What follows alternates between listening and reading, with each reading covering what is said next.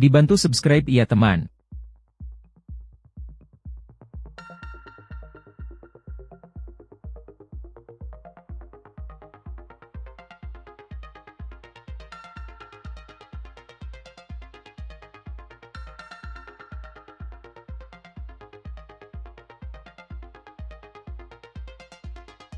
Assalamualaikum warahmatullahi wabarakatuh.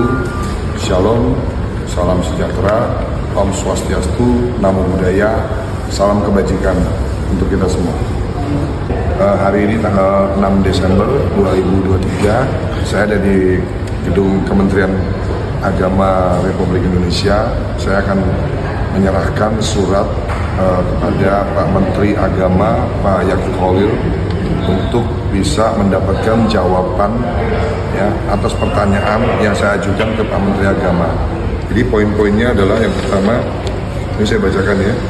Apakah semua rakyat Indonesia berhak dengan bebas membuat konten-konten di media sosial yang membanding-bandingkan agama yang satu dengan agama yang lain, serta mereview-review perbedaan agama yang satu dengan agama yang lain untuk mencari keuntungan pribadi? Yang pertama.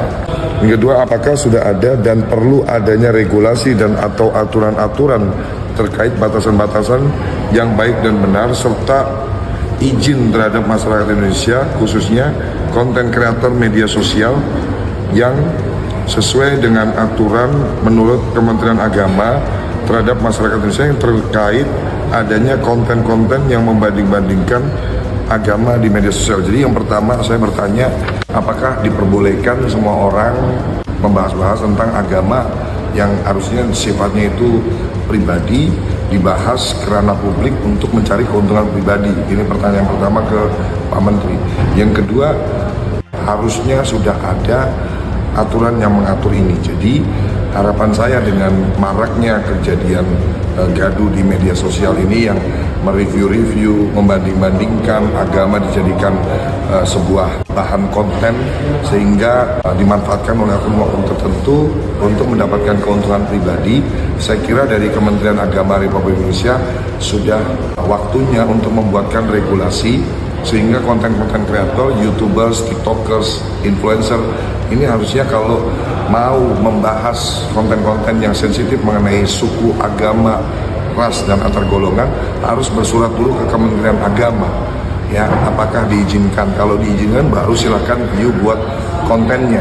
Ini ada 2 poin yang menjadi pertanyaan, dan saya berharap dari Pak Yakut Khalil, Menteri Agama ya, bisa memberikan jawaban segera atas pertanyaan yang saya kirimkan hari ini, dan kita udah dapat stempel resmi ya, suratnya sudah diterima. Ya, tadi saya sudah sampaikan juga bahwa surat ini bersifat sangat urgent, sangat penting untuk menjaga kerukunan umat di bangsa ini, karena negara ini penuh dengan toleransi, penuh dengan tegang rasa, saling menghormati agama A dan B ya. Jadi jangan sampai ada oknum-oknum yang menunggangi ya untuk memperkeruh keadaan, untuk mengadu domba umat melalui aktivitas yang sangat tidak bertanggung jawab, mereview-review, mengunboxing agama A dan agama B di media sosial.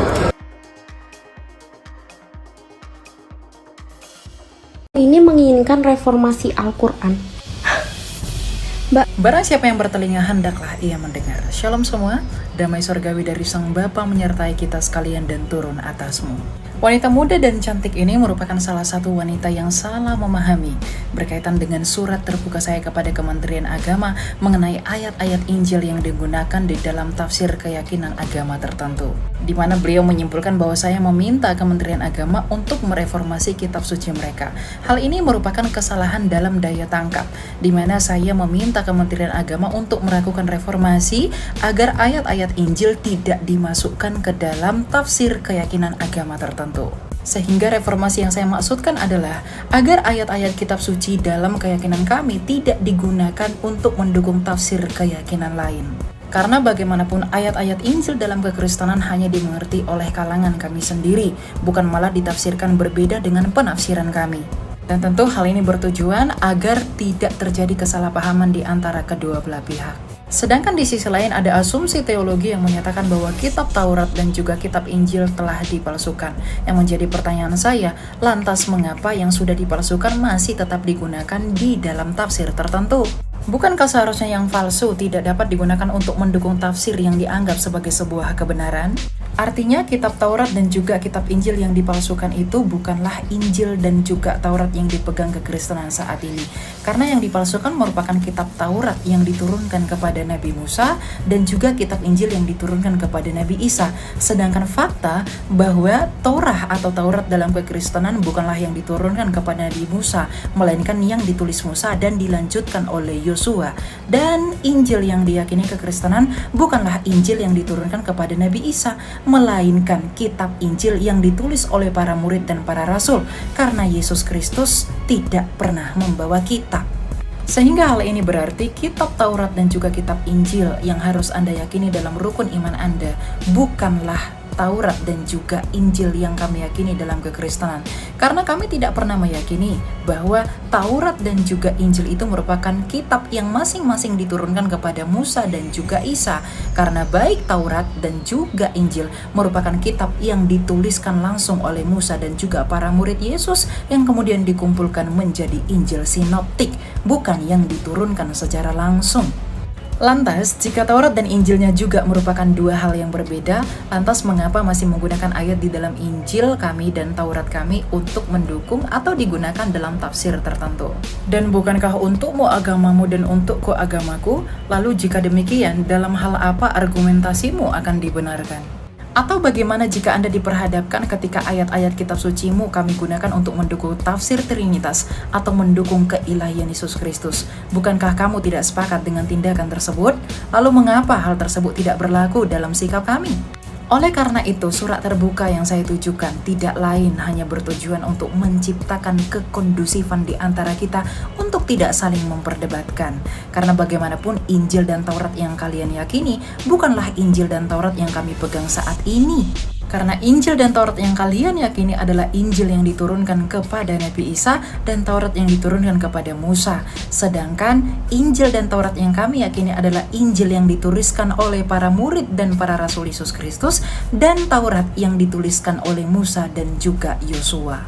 Inilah perbedaan kita, dan saya selalu menekankan perbedaan agar selalu saling memahami di dalam kerukunan umat beragama. Tuhan memberkati dan damai dari Sang Raja menyertai kamu sekalian. Salam Kristus Raja. Elia itu kan di sebuah videonya di TikTok itu kan menuntut atau membuat atau mengirim surat terbuka kepada Kementerian Agama Republik Indonesia untuk tidak mengutip-ngutip ayat Bible di dalam tafsir Quran. Iya. Khususnya itu ada di surat Al-A'raf, kalau nggak salah ayat 157. Memang di situ saya tahu dari dulu, saya udah lama tahu, saya udah pernah punya pikiran yang sebenarnya kurang lebih sama dengan Elia lah. Dalam hal ini saya setuju dengan Elia. Sama. Ya, karena kita sebagai umat Islam sudah tahu dan yakin bahwa Taurat, Zabur, Injil yang disebutkan di dalam Quran itu bukan Bible-nya Yahudi, bukan Bible-nya Kristen. Jadi kenapa menafsirkan Quran menggunakan ayat-ayat mereka? Itu saya setuju. Nah, berdasarkan itu, videonya Elia itu sudah saya kirim ke MUI. Ya, saya kirim ke MUI dan saya minta difasilitasi, kalau bisa saya ketemulah sama stafnya Kemenak bagian tafsir gitu. Ya. Saya pengen ngobrol gitu. Itu tanggapan dari saya ya.